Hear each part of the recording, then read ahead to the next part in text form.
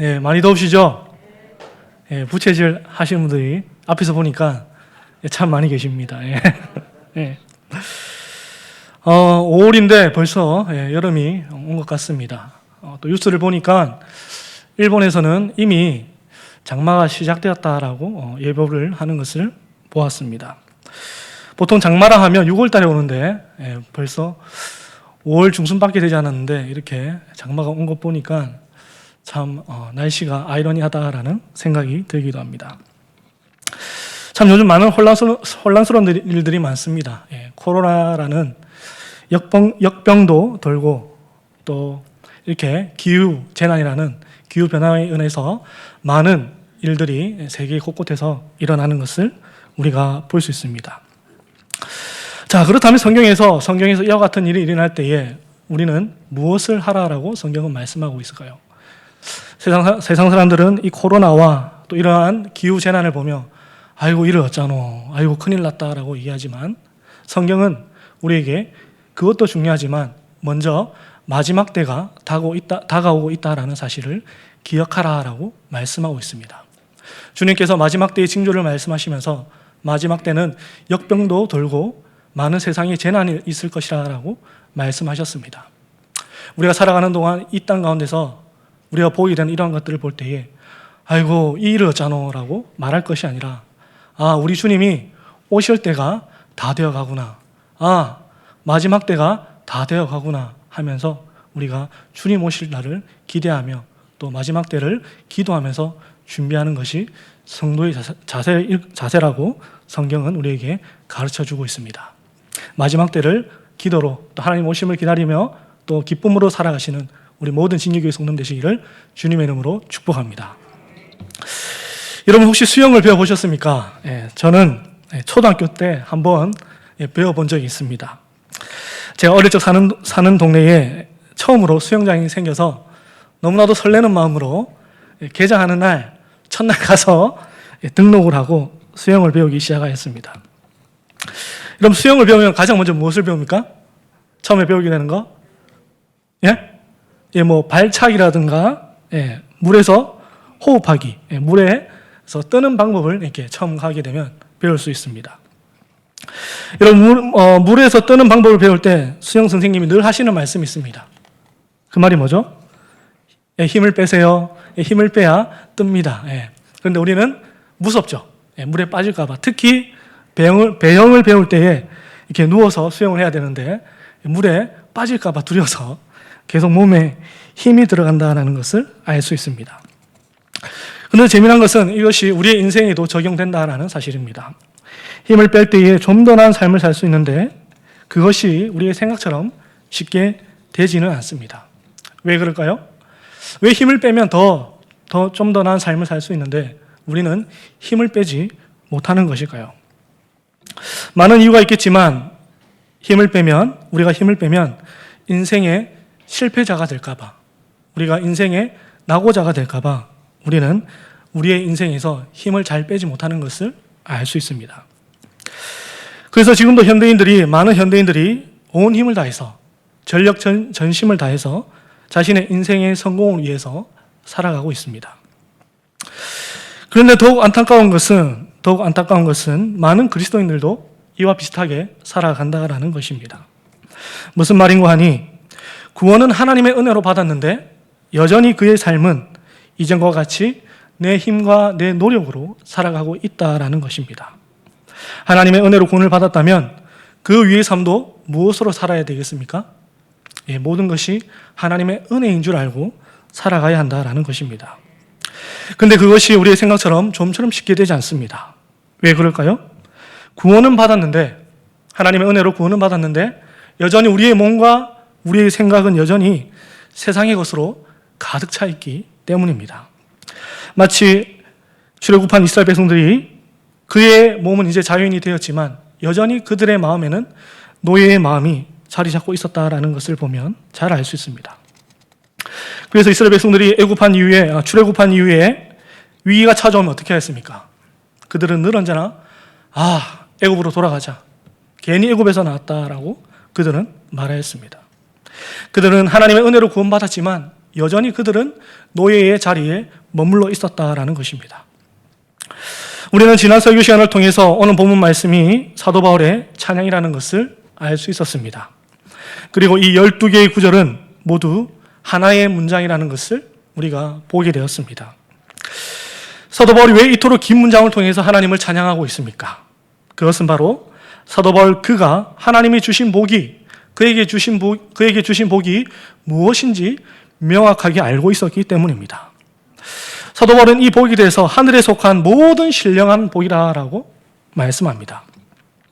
이 하늘에 속한 모든 신령한 복은 이 땅이 알지도 못하고 이 땅이 우리에게도 줄 수도 없는 복입니다. 하나님만이 줄 수 있는 복이 바로 이 하늘에 속한 모든 신령한 복입니다. 하늘에 속한 모든 신령한 복이라고 말씀하는 거 보니까 그 복의 종류가 한 개가 아니라 여러 가지라는 것을 알 수 있습니다. 그 첫 번째가 무엇이었습니까? 첫째는 성부 하나님께서 주시는 선택과 예정의 복이었습니다. 하나님은 우리를 창세전에 이미 택하셨고 거룩하고 흠이 없는 자신의 아들로 삼기 위해서 모든 일을 예정해 놓으셨다라고 성경은 말씀합니다. 그리고 그 복을 받은 자의 반응이 무엇이라고 말씀드렸습니까? 신령한 복을 받은 자는 바로 하나님께 찬양의 삶으로 응답해 드린다라는 것을 우리가 말씀을 통해서 듣게 되었습니다. 찬양은 신령한 복을 받은 자의 특권인 줄 믿습니다. 신령한 복을 받은 자만이 하나님께 영과 진리로 예배하며 찬양 드릴 수 있습니다. 그렇다면 성부 하나님에 이어서 성자 하나님께서 우리에게 주시는 복은 과연 무엇일까요? 우리 오늘 본문의 7절 말씀을 함께 읽어보도록 하겠습니다. 7절입니다. 우리는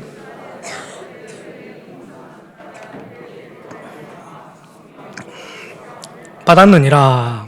아멘. 성자 하나님께서 우리에게 주시는 복이 무엇이라 말씀합니까? 그의 피로 말미암아 속량 곧 죄사함의 복이라고 말씀합니다. 우리가 너무나도 잘 알고 있는 말씀입니다. 교회를 다니게 되면 가장 많이 듣는 말씀, 예수님의 피로 우리의 죄가 용서받았다라는 말씀입니다. 그런데 이 말씀이 주는 감격이 각 사람마다 조금씩 차이가 있다라는 것을 느낄 수 있습니다. 어떤 사람은 이 말씀이 크게 은혜로 와닿는 사람이 있는가 하면 또 어떤 사람은 크게 감격이 없는 사람도 있습니다. 왜 그럴까요? 왜 사람마다 느끼는 감동의 크기가 다른 것일까요? 여러 가지 이유가 있겠지만 대표적인 이유가 하나가 각 사람마다 재책에 대해서 느끼는 감정의 무게가 다르기 때문입니다. 죄책감을 많이 느끼는 사람도 있는가 하면 또 죄책감을 많이 느끼지 못하는 사람도 있습니다. 또 평소에 성실하게 큰 죄 짓지 않고 또 조금씩 선행도 베풀면서 살다 보면 우리가 그렇게 큰 죄인인지 모르고 살아갈 때가 참 많이 있습니다. 그런데 그거 아십니까? 이 속량이라는 말 속에는 제사함 말고 또 두 가지의 의미가 더 담겨져 있습니다. 그 첫 번째가 무엇이냐면 그 첫 번째는 빚을 완전히 탕감받았다라는 뜻이 담겨져 있습니다. 완전히 빚이 채무가 사라졌다라는 것을 의미합니다. 이 성경이 쓰여질 당시 문화에서는 이 죄와 빚은 동의어였습니다. 즉 같은 단어였다라는 것을 알 수 있습니다. 그래서 우리가 성경을 볼 때에 이 죄라는 단어가 나올 때 빚이라는 단어로 바꿔서 읽어보면 그 의미가 더 명확하게 와닿는 것을 알 수 있습니다. 한번 주기도문을 예로 들어보겠습니다. 여러분, 우리 주님께서 어떻게 기도하라라고 말씀하셨습니까? 우리가 우리에게 죄 지은 자를 사하여 준 것 같이 우리 죄를 사하여 주시옵고. 그러면 이 기도에서 죄를 빚으로 바꾸면 어떻게 되겠습니까? 우리가 우리에게 빚을 진 자에게 빚을 탕감하여 준 것 같이 우리의 빚도 탕감하여 주시옵고. 여러분, 빚을 한번 져보셨습니까?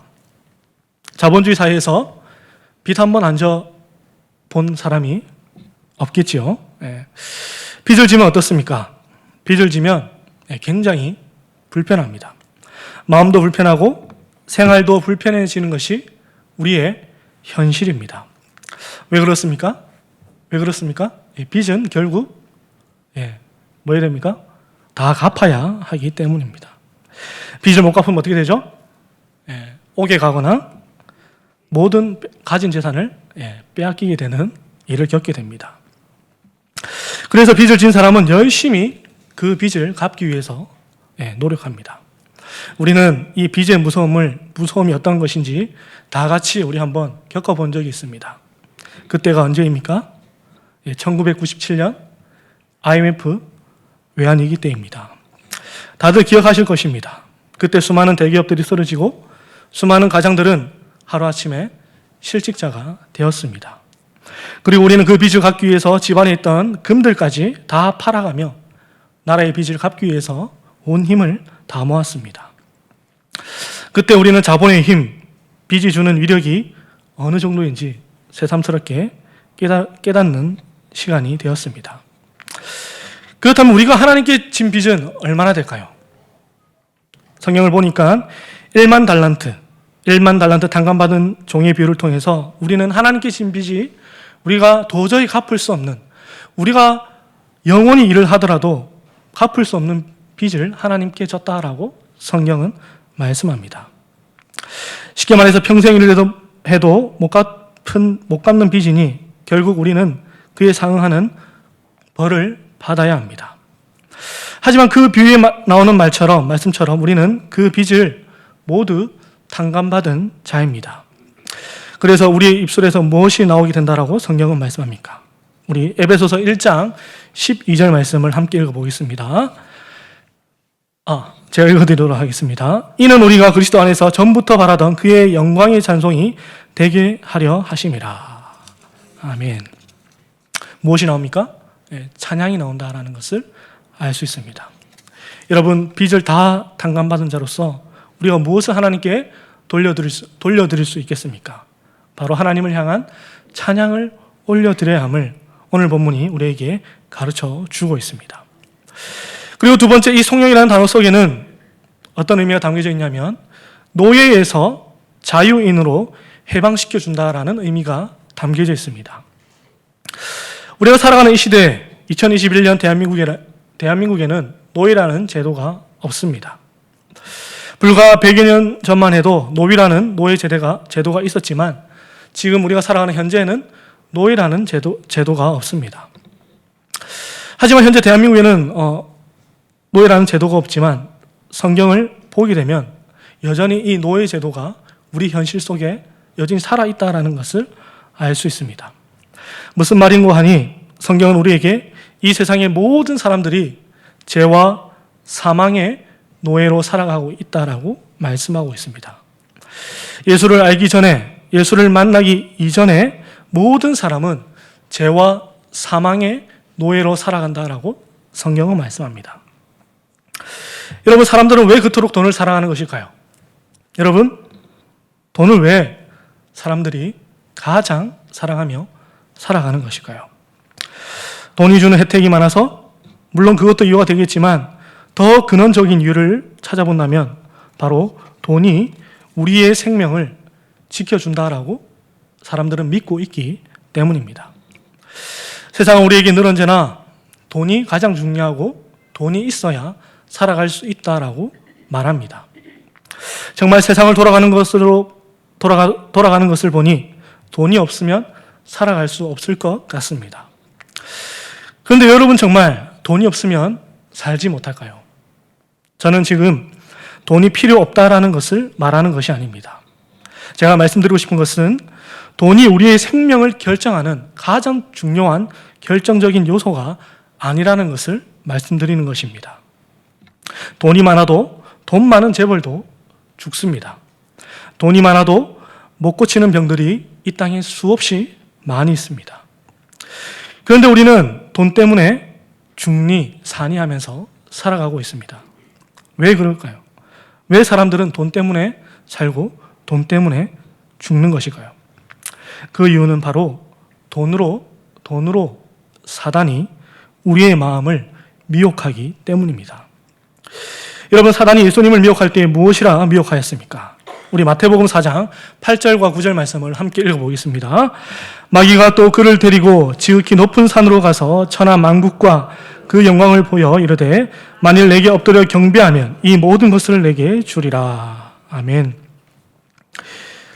사단이 무엇이라 말씀합니까? 네가 내게 엎드려 경배하면 이 모든 것을 주겠다라고 말을 하고 있습니다. 여기 이 모든 곳에는 무엇이 포함되겠습니까? 당연히 돈도 포함되어져 있습니다. 예수님이시니까 이 시험에 넘어가지 않았지, 이 세상 사람들 중에 10명 중에 10명은 이 미혹에 안 넘어갈 사람은 없습니다. 하지만 우리 주님께서는 우리에게 어떤 신령한 복을 주셨다라고 말씀합니까?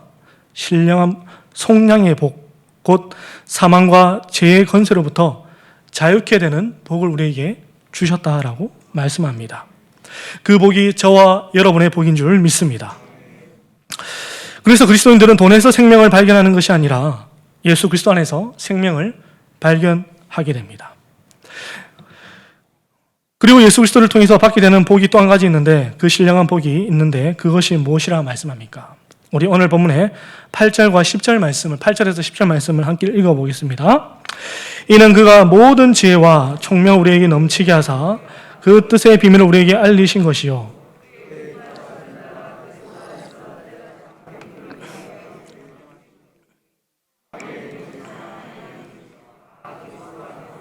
통일되게 하려 하심이라. 아멘. 예수 그리스도를 통해서 또 한 가지 더 받게 되는 복이 있는데 그것이 무엇이라 말씀합니까? 모든 지혜와 총명을 우리에게 주셔서 그 뜻의 비밀을 알게 하는 복을 주셨다라고 말씀합니다. 여러분, 비밀은 어떤 사람과 나눕니까? 비밀은 가장 친한 사람, 우리가 흔히 말하는 친구와 비밀을 나눕니다. 친하지 않으면 비밀을 나누지 않습니다. 또 종들에게는 비밀을 나누지 않습니다. 왜 그럴까요? 관계가 그러한 관계가 아니기 때문입니다. 비밀을 나눈다는 것은 그 두 사람이 굉장히 친밀하다라는 것을 알 수 있습니다. 그래서 주님은 우리를 향해서 뭐라 말씀합니까? 너희가 나의 친구다라고 말씀하셨습니다. 우리 요한복음 15장 15절 말씀을 함께 읽어보겠습니다. 이제부터는 너희를 종이라 하지 아니하리니 종은 주인의 하는 것을 알지 못함이라. 너희를 친구라 하였노니 내가 내 아버지께 들은 것을 다 너희에게 알게 하였음이라. 아멘. 주님은 제자들을 향해서 너희는 이제 더 이상 종이 아니라 친구라고 말씀하십니다. 그리고 친구에게 내가 아버지께로부터 들은 모든 것을, 한 개도 아니라 모든 것을 우리에게 알려주시겠다라고 말씀합니다. 우리 옆에 분에게 한번 이렇게 말씀해 봅시다. 당신은 하나님의 친구입니다. 예, 할렐루야. 우리는 하나님의 친구인 줄 믿습니다. 우리 이제 더 이상 이제 죄와 사망의 노예가 아니라 하나님의 친구가 되었습니다. 그리고 주님은 친구로서 우리에게 비밀을 알려주시겠다라고 말씀하십니다. 그 비밀이 무엇입니까? 우리 10절 말씀을 다시 한 번 더 읽어보겠습니다. 하늘에 있는 것이나 땅에 있는 것이 다 그리스도 안에서 통일되게 하려 하심이라. 아멘. 말씀을 보니까 참 어렵습니다. 남북 통일도 어려운데 하늘에 있는 것이나 땅에 있는 것이 다 그리스도 안에서 통일이 된다라고 말씀합니다. 그렇다면 이 말씀의 의미는 무엇일까요? 하늘에 있는 것이나 땅에 있는 것이 다 그리스도 안에서 통일된다는 말이 과연 이것은 무엇을 의미하는 것일까요? 우리는 이를 이해하기 위해서는 창세기 1장으로 돌아가야 됩니다. 여러분, 창세기 1장을 보게 되면 하나님께서 세상을 만들기 이전에 세상의 상태에 대해서 묘사하는 말씀이 나옵니다. 우리 창세기 1장 2절 말씀을 함께 읽어보겠습니다. 땅이 혼돈하고 공허하며 흑암이 깊음 위에 있고 하나님의 영은 운행하시느니라. 아멘. 우리는 흔히 생각하기를 하나님께서 무에서 유를 창조하셨다라고 알고 있습니다. 그런데 이 말씀을 보니까 무에서 유를 창조하신 것이 아닌가라는 생각이 들기도 합니다. 왜 그렇습니까? 2절 말씀을 보니까 땅도 나오고 수면도 나오는 것을 볼 수 있습니다. 하지만 이 말씀은, 우리가 알아야 될 것은, 이 말씀은 하나님께서 무에서 유를 창조하셨다라는 것을 부정하는 말씀이 아닙니다. 이 말씀의 의미가 무엇이냐면, 이 말씀은 바로 하나님의 말씀이 있기 전에 이 세상의 상태, 즉 하나님이 말씀이 없는 상태가 어떠한 상태인지를 우리에게 말씀해 주고 있습니다. 하나님의 말씀이 들어오기 이전에 상태는 어떠했다라고 말씀합니까? 혼돈하고 공허하며 흑암이 깊음 위에 있다라고 말씀하고 있습니다. 즉 쉽게 말해서 말씀이 없는 세상은 혼돈한 세상이며 그곳에는 공허함이 있을 뿐이며 흑암만이 가득한 세상이라는 것을 알 수 있습니다. 하지만 하나님의 말씀이 선포되자 어떻게 되었습니까? 혼돈은 질서로 바뀌었고 공허에는 하나님의 충만하심으로 가득 차게 되었습니다. 그리고 흑암은 하나님의 빛으로 밝게 빛났다라는 것을 알 수 있습니다. 그래서 결과적으로 이 세상은 어떻게 되었습니까? 하나님 보시기에 심히 좋은 상태가 되었다라는 것을 알 수 있습니다. 그런데 이 세상에 인간의 죄로 말미암아서 이 땅에 죄와 사망의 권세가 들어왔습니다.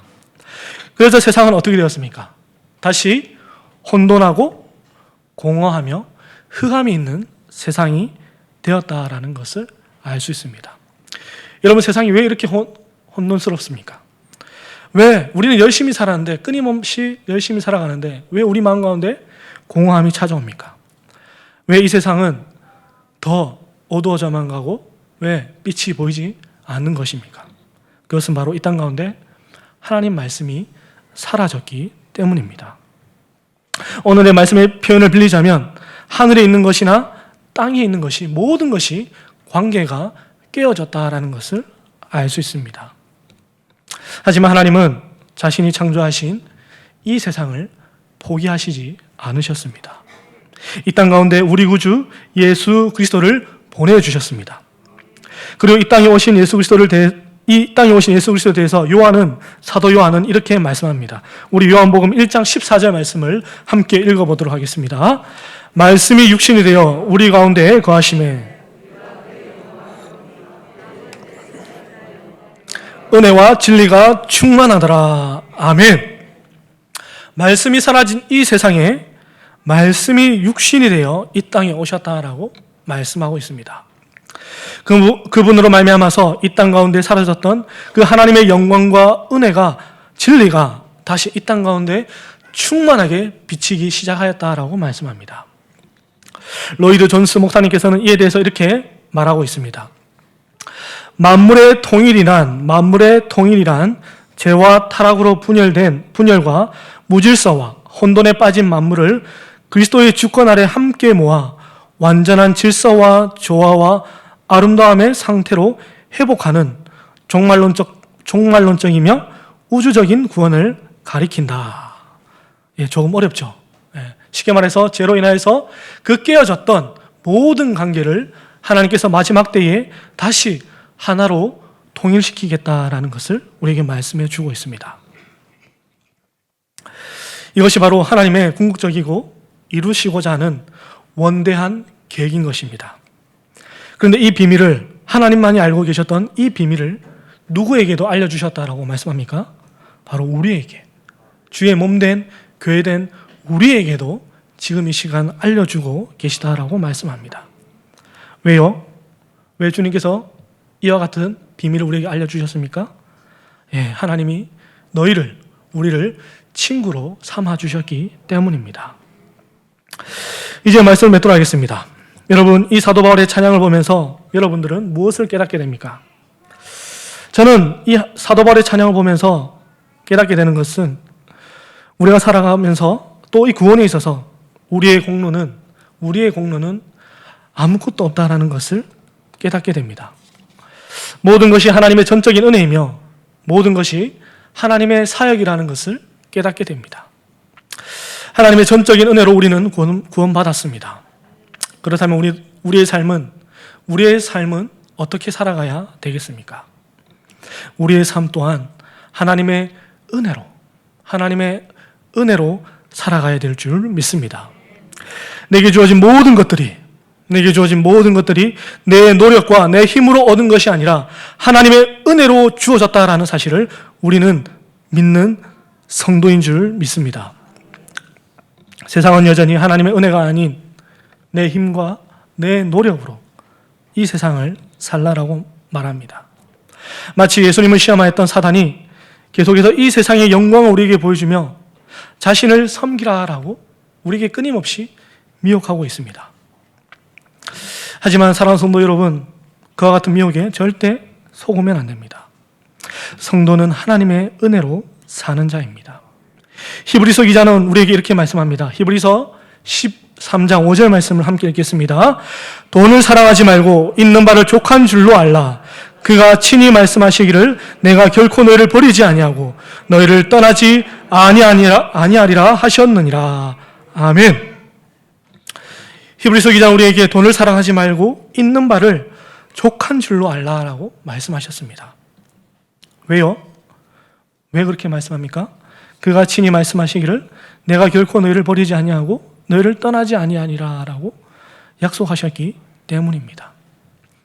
여러분, 하나님께서 우리에게 모든 것을 주셨습니다. 그리고 앞으로도 우리에게 필요한 것들을 공급해 주시겠다라고 약속하십니다. 우리 주님이 늘 우리와 함께하고 계십니다. 이 어렵고 힘든 시대 가운데 세상의 아픔과 어려움을 보는 것이 아니라 우리는 우리의 눈을 열어서 우리와 함께 하시는 그 하나님을 바라볼 수 있어야 합니다. 사도 바울의 고백처럼 내가 나된 것은 하나님의 은혜인 줄 알고 늘 언제나 하나님께 감사하며 늘 깨어서 기도하며 하나님께 찬양과 예배의 삶으로 우리의 삶을 돌려드리는 복된 성도, 복된 교회가 되기를 주님의 이름으로 축복합니다.